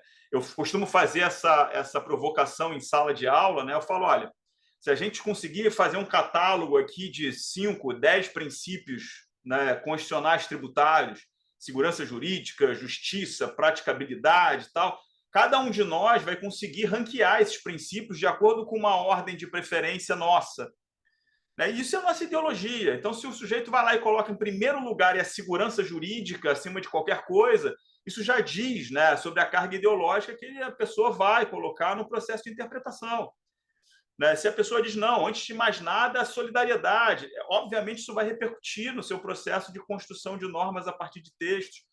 Isso é ideologia, né? Não no sentido de aspirações morais, né? Não no sentido de visões éticas do mundo, mas sim de princípios e valores que para nós são mais caros do que outros. Então, acho que esse é um ponto importante. O Marciano fez uma outra provocação, né, que ele disse, olha, o problema da teoria tradicional é que ela não se preocupa onde a tributação vai dar em termos sociais. Eu não sei se eu concordo, Marciano, exatamente com essa afirmação, porque eu acho que ela se preocupa sim. Só que ela está preocupada com um extrato da sociedade que não é o mesmo que você está preocupado, né? Enquanto você está preocupado com os menos, né, abastados e com os mais pobres e com os miseráveis e como que a tributação pode ter um papel de superação desse nosso ambiente de desigualdade dramático, muitos autores da teoria tradicional estão preocupados em como eu defendo o interesse do 0,1%. Né? Agora, no congresso da ABRADT, que o André, seu pupilo, estava e tudo, eu tive a oportunidade de assistir pela segunda vez o nosso amigo Luiz Eduardo Chueire defendendo como que o direito tributário, como que é errado você dizer que os ricos não pagam tributo. E como que os ricos... Ou seja, eu até brinquei no final, falei, todo mundo tem que defender uma minoria. Né? O Chueire resolveu defender agora a minoria do 0,1% mais ricos da sociedade. Não deixa de ser uma minoria. Então, todo mundo tem uma minoria para chamar de sua, nem que seja os super ricos, esse grupo muito pequeno, coitado, né, que sofre essas dificuldades. Né? Todo mundo acha que eles não pagam imposto. Então, em Curitiba, no início do ano, ele falava, não deixem, não ouçam calados que ricos não pagam imposto no Brasil, que isso é um absurdo. Os ricos pagam imposto. Né? Então, assim, eu não acho que é exatamente que eles não têm uma preocupação de onde vai dar. Eles têm uma preocupação de onde vai dar, que é o quanto você vai conseguir de tributar mais, né, essas pessoas que têm, né, a maior fatia, né, da riqueza brasileira. E quando você chega perto, né, começam aqueles discursos de catástrofe, aquela coisa de, olha, se você conseguir um tributo sobre o patrimônio dos super ricos, eles vão todos embora e ficam só vocês pobres aí no Brasil, porque eles são absolutamente imóveis, eles não têm nenhuma... Né, nada os prende aqui, então não ouse tributar eles, porque... Então, você cria um a priori, né? Se você quiser tributar quem tem dinheiro, você, na verdade, é o fim do próprio sistema, porque quem tem dinheiro não aceita pagar e vai embora. A gente já começa a ver de uma maneira muito reiterada, teve um artigo recente da The Economist nesse sentido, e a gente vê um pouco desse discurso aqui, que é o argumento de que, olha, na verdade, vocês sempre tiveram errados. A tributação indireta que é a mais justa, ela é ótima. E agora a gente vê cada vez mais a previsão do cashback na Constituição sendo utilizada como argumento retórico de que, olha, não venha falar de imposto de renda, não, porque é o IBS e CBS que são super justos. Né? Quando a gente vê a teoria sobre tributação de gênero, tributação de raça, todas as questões de tributação e desigualdade social, elas sempre começam na regressividade do sistema, né? E como você leva a carga tributária para quem não devia pagar. Né? E agora você já está tendo uma virada argumentativa do tipo, será que precisa de reforma do imposto de renda mesmo? Se a gente já tem esse imposto sobre a tributação sobre o consumo super justa, né, pós-reforma. Né? Então, assim, eu acho que no fundo tem muito... porque a gente parece não acreditar, né? E nesse aspecto eu acho que essas palestras do Chueire têm sido muito boas, assim. E eu acho muito bom quando os autores são transparentes, porque é raro os autores serem transparentes nesses pontos de partida, né? Normalmente, autores dessa posição teórica, né, têm uma produção super abstrata, principiológica, filosófica, que permite basicamente que eles defendam qualquer coisa em concreto. Eu gosto muito quando você tem um autor, né, desse campo teórico que vem e diz efetivamente o que ele pensa. O que é, por exemplo, o caso do Ives Gandra também. Eu sempre disse isso.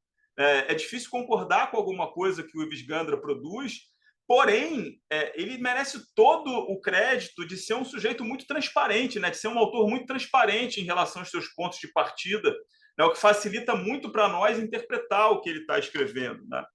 Aí, por fim, o Marciano falou isso. Eu lembro, muitos anos atrás, o Marciano fez uma palestra aqui no Rio sobre a relação da academia com a advocacia. Você me corrige depois se eu estiver errado, Marciano, que foi uma palestra muito polêmica. Eu não sei se depois você chegou a publicar aquele texto em algum lugar. E, mais uma vez, né, agora na ABRADT, eu falei a mesma coisa. Né? Eu falei isso, né, que a gente tem uma patologia na nossa produção acadêmica no direito tributário, né, que é essa relação entre advocacia e academia, né, e o quanto a nossa produção teórica, e não necessariamente se a gente olhar só para os professores das escolas, né, mas se a gente pegar a produção de mestrandos e doutorandos, mestrandas, doutorandas, normalmente são advogados, né? Muitas vezes produzindo ali, até com amarras de não poder escrever diferente. Você tem situações que a pessoa até pensa diferente, mas ela fala, já ouvi isso várias vezes, mais de uma vez, orientando a minha, tipo, olha, professor, eu não posso escrever isso. Eu não consigo publicar depois um trabalho com essa posição, né, no meu escritório. Né? E aí, agora voltando para o IBDT, na semana passada, eu conversava sobre isso com o Hugo, com mais umas pessoas e tal, e elas diziam, olha, eu não sei se eu concordo com isso, Sérgio André, acho que não concordo com essa visão e tal, acho que a academia, nós todos somos muito livres, sim, e tal. Aí eu fiz uma provocação, eu falei, mas vem cá, quem escreve contra o contribuinte? Porque uma coisa é, eventualmente, numa palestra e tal, a pessoa soltar uma posição, uma coisa a mais, assim. Agora, quem que escreve e se vincula, né, em posições que não são favoráveis ao contribuinte? São pouquíssimas pessoas. Né? Talvez o conjunto desse grupo esteja quase todo aqui, com poucas pessoas, poucos outros autores e autoras que se aventuram a efetivamente formalizar posições contra interesses dos contribuintes e tal.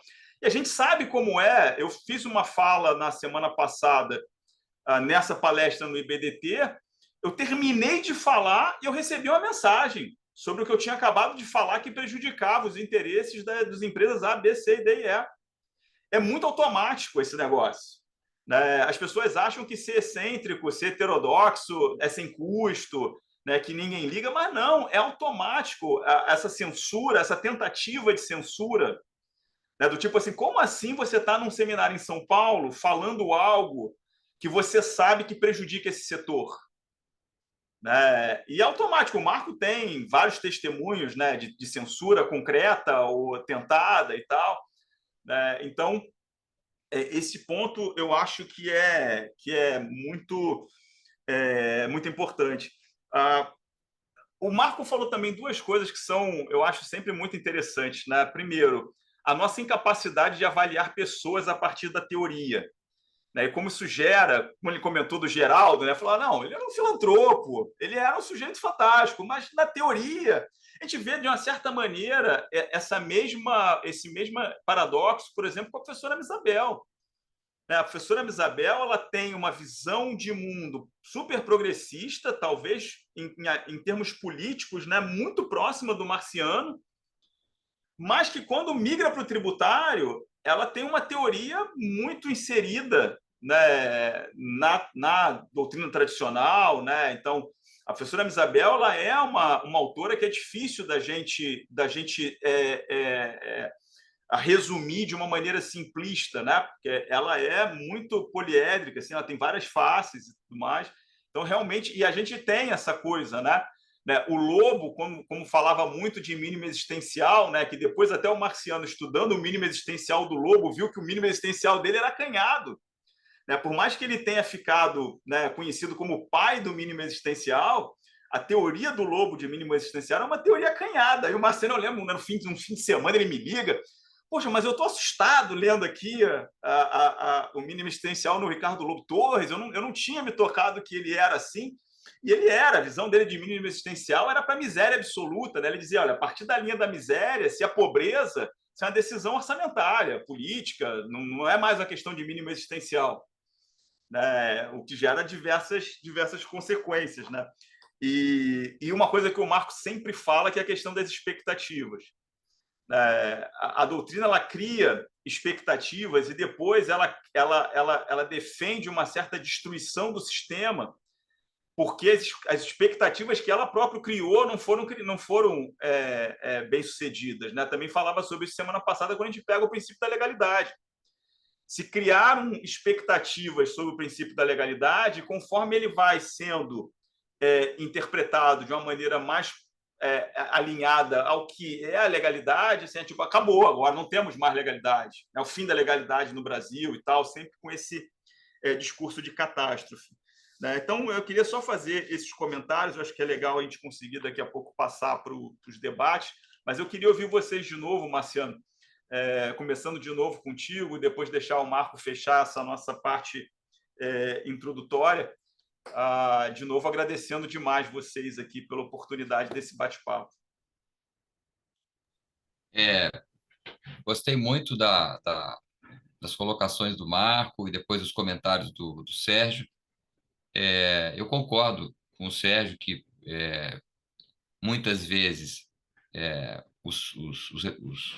aqueles que desenvolvem esse direito tributário mais assim na superfície voltado para a ciência, para a pureza, para os argumentos linguísticos, etc., muitas vezes têm claramente, sim, consciência dos efeitos que as normas tributárias geram e defendem o ponto de vista. Aliás, eu acho que o Choveira é uma pessoa que realmente tem essa clareza de defender os seus pontos de vista. Inclusive no curso dele, né, no curso de Direito Tributário, um livro excelente que já está na edição, não sei se 10ª edição, ele, por exemplo, quando fala lá no livro dele sobre o terceiro setor, quando ele fala sobre a solidariedade, ele claramente manifesta uma visão de que a progressividade, os tributos com um caráter progressivo mais efetivo, seria um erro, que é melhor deixar a própria sociedade agir no terceiro setor, etc. Ele se posiciona claramente contra o dever fundamental, então ele cada vez mais,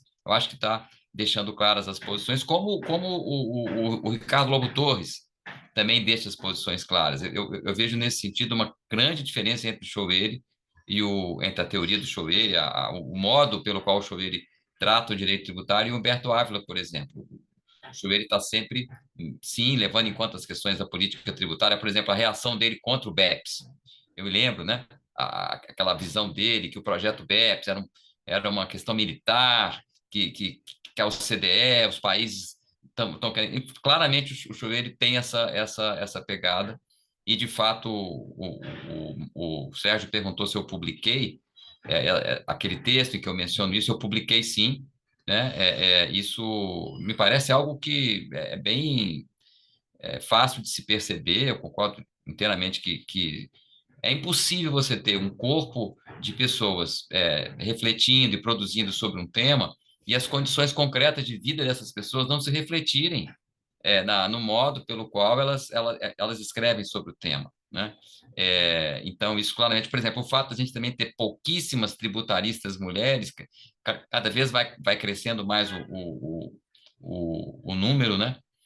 E negros e pessoas, enfim, diferentes mesmo, vai fazer sim. Por exemplo, a gente quase nunca tem uma publicação, uma obra que fale de alguns aspectos do sistema tributário, por exemplo, Simples, Nacional, por exemplo, algumas questões relacionadas ao IRPF. Por que tem tão pouca coisa sobre o IRPF, tantas coisas sobre o PIS e COFINS, ICMS, não cumulatividade, etc., né?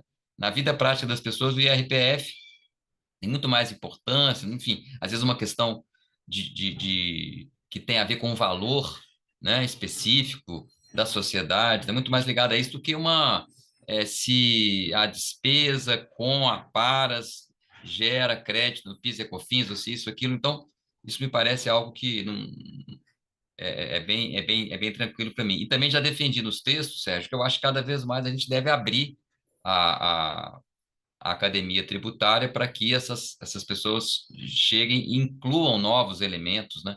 Eu também, há pouco tempo, publiquei um texto sobre o direito tributário e a redução das desigualdades, inclusive desigualdades de raça e de gênero. Inclusive, eu tenho uma posição, defendi num congresso que a Tatiane Piscitelli organizou, que talvez é uma posição também controversa. Eu acho que, em geral, os tributaristas têm um excesso de expectativa em relação ao direito tributário como salvador do mundo. Que o direito tributário vai salvar o meio ambiente, que o direito tributário vai acabar com as opressões de raça e de gênero, etc. Acho que a gente tem que calibrar melhor essas visões, mas, enfim, isso também acho que é um aspecto positivo. E você tem razão, sim, em falar também que, agora pensando no Ataliba, né? Você falou o Marco falou do Ataliba, agora você também. De fato, eu tenho dificuldade em interpretar os textos do Ataliba, porque ele estava escrevendo num momento específico, né? por exemplo, esse livro dele sobre o sistema constitucional tributário, é um livro de 68, ele publicou em 68, então, de repente, o Marco fala, nos textos dele, ele não fala em desigualdade, em igualdade, etc. Mas também, será que ele podia? Não sei se ele queria ou não podia. Se ele começasse a falar que, na verdade, naquela sociedade havia uma grande, né, desigualdade de renda e que uma classe estava claramente sobrepujando a outra, enfim, ele podia ser taxado de comunista, enfim. Então, há uma certa dificuldade, diferente de hoje, né? Diferente de hoje, que realmente há muito mais liberdade. Mas, enfim, eu só queria fazer esses esclarecimentos e fico aí à disposição para as perguntas das pessoas que estão aqui participando.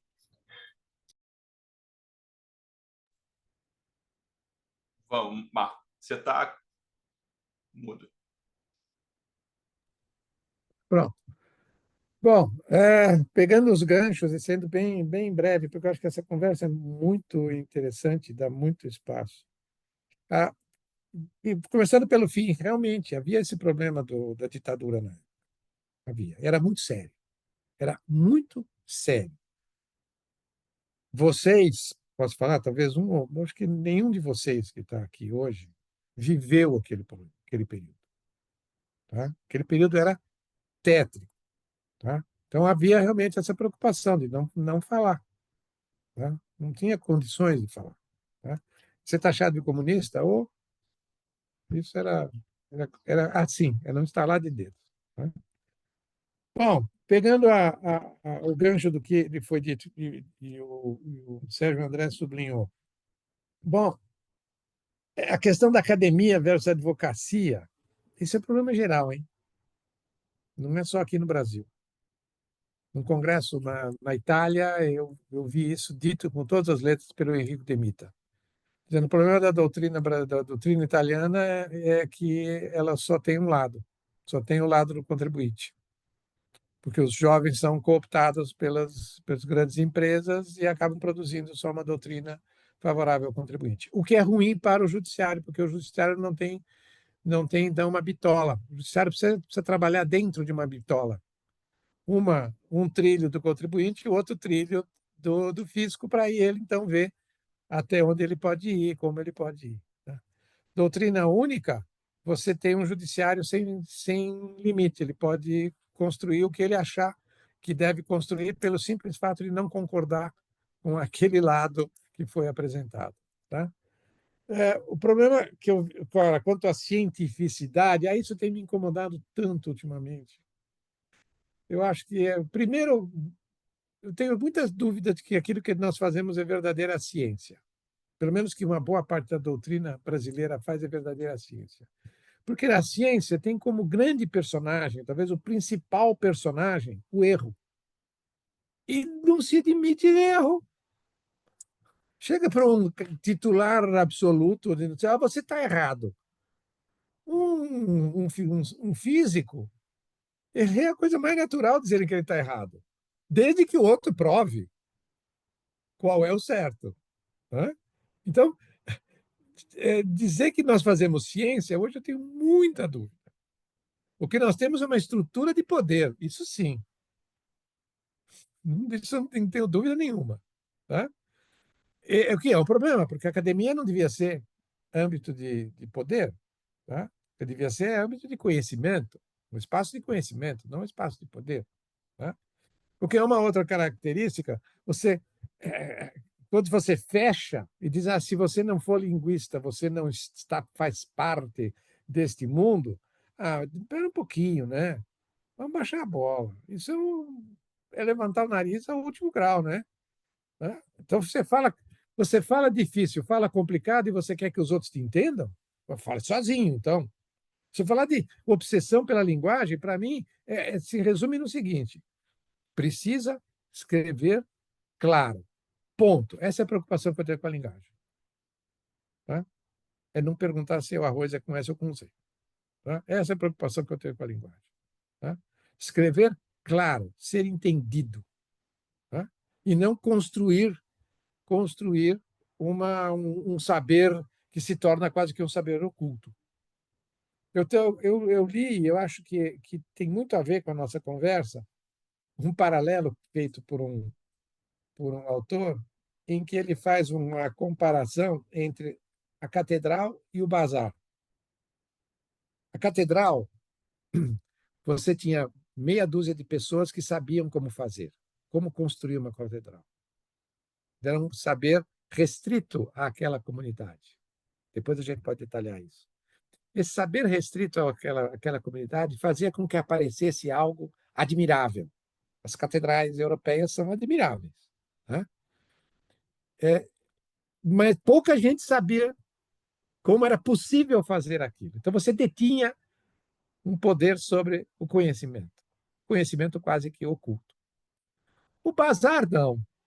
O bazar é um lugar onde você entra, tudo se negocia, você põe a mão, você experimenta, você pede para te cortar um pedaço para saber se está bom ou não está, você pede para cortar um retalho do pano para ver se está da mesma cor que está a parede da tua casa, etc. Ou seja, é, uma, é um ambiente onde ninguém é dono.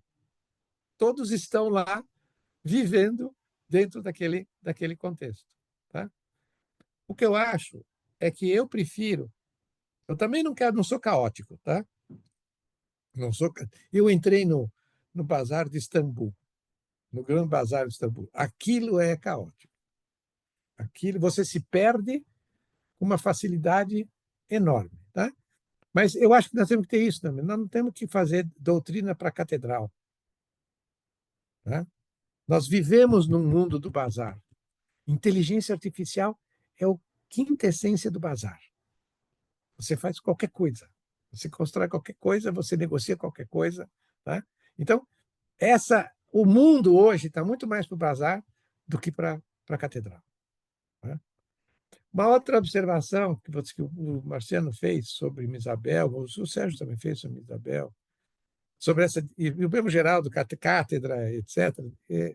Eu assisti uma palestra do Norberto Bobbio, aqui em São Paulo, em 1972, eu tenho umas anotações, 1972, sobre direito e poder. E na hora dos debates, um professor da USP, da São Francisco, perguntou para o Bobbio. O Bobbio era um ativista de esquerda e participava de comícios do partido, etc. E esse professor da USP perguntou para ele o seguinte: olha, como é que o senhor pode ser um ativista de esquerda e defender uma linha normativista quase que kelseniana? Né? Melhorada, mas quase que kelseniana. A resposta dele foi muito simples. Ele disse: a cátedra não é lugar de proselitismo político. Né? Aqui entra a questão da ideologia. O que não tem que entrar na cátedra é a ideologia político-partidária. A político-partidária tem que ser no palanque, tem um outro espaço para político-partidária.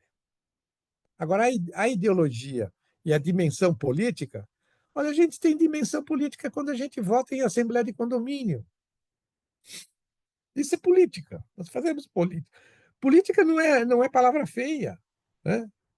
Então, ideologia também não é uma palavra feia. Tá? Então, ter ideologia e exercer política e ter em órgãos de decisão judicial aspectos e preocupações políticas e ideológicas, isto é a realidade, é a vida. Tá? O que nós temos que ter balizas, controles, excelsos. Aquilo de falar, eu tenho que fazer uma ciência neutra. Não existe ciência neutra. O que eu tenho que exigir de um julgador é imparcialidade. Agora, neutralidade ele nunca vai ter. Ele é ser humano. O Veloso puxou o olerite dele quando teve que julgar a contribuição dos servidores. Está lá no voto dele. Eu não conseguiria. Peguei o meu olerite e vi que se eu tivesse que pagar essa contribuição, eu não ia conseguir pagar a prestação do consórcio do carro. Tá no voto. É um ser humano. Então, neutro, ninguém é. O que nós temos que exigir é imparcialidade, ou seja, não tomar partido, não ter lado na discussão. Isto sim. Tá? Então, e eu hoje em dia tenho muitas preocupações se o que nós fazemos é verdadeiramente pura ciência, né? Bom, fico por aqui, senão a gente não para de conversar. Obrigado, Marco. Último comentário, só porque nessa crítica que o Marciano fez, que eu fiz, acho que o Marco fez, em relação à academia, né? Eu sempre gosto de dizer que, na verdade, assim, que às vezes parece, né, que é uma fala contra os advogados, né? Mas, no fundo, por exemplo, eu vejo a mesma coisa muitas vezes em trabalhos que são acadêmicos, que são de procuradores. A gente tem vários procuradores aqui conosco, né, que são de auditores da Receita Federal, ou seja, não é uma questão, né, que às vezes parece que a crítica, né, é uma crítica dos advogados, né, privados e tal, como se o setor público tivesse uma maior grandeza moral e que permitisse uma imparcialidade, o que não é verdade, a meu ver, né? É só a gente pegar, por exemplo, eu sempre gosto demais das discussões sobre imunidade do livro eletrônico. O próprio Lobo, né, quando ele interpretava a regra de imunidade dos livros da perspectiva do livro eletrônico, ele defendia uma posição de inaplicabilidade, de interpretação literal do termo livro por conta do papel, não sei o que eu nunca consegui reconciliar com a obra dele, né? Porque o Lobo tinha isso, ele era muito procurador do Estado, né? Então você pega no livro dele, por exemplo, uma coisa de que o ITCMD tem mais vocação progressiva de progressividade do que o imposto de renda, né? Umas coisas assim e quando você lê no Ricardo a posição dele sobre livro eletrônico, que é a posição que os estados defenderam sem ruborizar, sem ultra formalista, né? Então o que você percebe é uma transição entre o formalismo e uma visão mais valorativa, mais axiológica, mais teleológica, que é completamente casuística, né, dos dois lados. Né? Eu acho que acaba chamando mais atenção a questão da advocacia privada, porque a advocacia privada há mais tempo está na academia. Né? Essa coisa de procurador, de auditor, vir fazer mestrado, vir fazer doutorado, publicar livro, eu acho que é uma coisa mais recente na nossa academia. Né? Então, durante muitos anos, a academia ela era tomada pela advocacia que via, né, em ter um título de mestre, um título de doutor, algo que de alguma forma agregaria, né, na sua apresentação ao mercado, né, na sua reputação, etc. E o setor público sempre foi mais acanhado, tipo, isso não vai mudar na minha vida muita coisa, né? O que eu ganho, vou continuar ganhando e tal. Então, não estava muito claro quais eram as induções que levavam as pessoas do setor público a procurar esse tipo de formação. É o que mudou com o tempo. Né? Então, a gente tem, principalmente na UERJ, a gente tem um grupo de alunos e alunas que são advogados públicos, advogadas públicas, né? Auditores de todos os fiscos, que é muito grande. Né? E, obviamente, que talvez as induções não sejam as mesmas, mas a gente percebe, né, vieses iguais, né, ou parecidos. Né? Só para não ficar claro, não ficar muito marcado, né, como se fosse uma crítica à advocacia privada, né, como se fosse um grupo diferenciado de pessoas, né, que não consegue se conter os próprios vieses. Eu acho que isso é questão do ser humano, né, e eu acho que a gente identifica, né, algo muito parecido quando a gente vê a produção, né, de pessoas que vêm do setor público. Não sei se vocês querem fazer alguma complementação, senão a gente já passa para os debates. Beleza? Eu queria dizer que eu acho natural isso, que as pessoas deixem refletir as vivências quando pesquisam. É preciso ter um controle metodológico, mas é natural. O que é, então, de se esperar é que haja mais pluralidade. Se a gente tiver na academia mais pessoas de diversas origens, diversas vivências, nós vamos ter mais pluralidade. O judiciário ganha com isso, como o Marco falou. Enfim, isso é muito importante. Então, isso é normal, não é nenhuma uma crítica, uma coisa natural que as pessoas tenham isso, só para ter mais. Eu acho que a gente está tendo mais pluralidade. Aos poucos nós estamos tendo mais pluralidade, sim. Maravilha. Olha, mais uma vez, meus amigos, muito obrigado. Foi um prazer aqui. Eu acho que nós né, hoje falamos mais do que nos encontros anteriores, mas ainda temos uma horinha, se vocês tiverem tempo para os nossos debates na sequência. Então é isso, agradecer mais uma vez, Marco, Marciano. Tenho a alegria de ter os dois como amigos e, como disse no início, tenho muita admiração pelos dois. Sempre cobro do Marciano. O Marciano me fez uma promessa não cumprida em 2008, aqui no Rio de Janeiro. Estávamos num táxi, saindo de um lançamento de um livro que eu coordenei junto com o meu amigo Ricardo Lodge, e foi quando o Marciano me disse que ia, né, mudar o perfil da sua atividade profissional e ia sair da advocacia firme, né, ia ter uma atividade mais descansada, e me disse que ali ele teria muito mais tempo para publicar demais. E até hoje eu sinto falta dessas obras todas de Marciano. Depois ele se envolveu lá com um monte de coordenações na PUC de Minas, ficou tomado por um monte de atividade universitária administrativa, né, que a gente sabe que realmente absorve a pessoa, mas é isso. Eu gosto muito de ler tudo que o Marciano escreve. Acho que o Marco nem se fala, eu sempre digo, né, a mente mais brilhante que o nosso direito tributário já produziu, mas o Marciano, igualmente, tudo que vocês tiverem pela frente, né, de autoria do Marciano, sempre recomendo muito, né, sempre posições muito ponderadas, né, que provocam a nossa reflexão. Então, agradecer a vocês novamente. Eu vou interromper nossa gravação por aqui. Quem nos assistiu, muito obrigado. E a gente segue para os debates.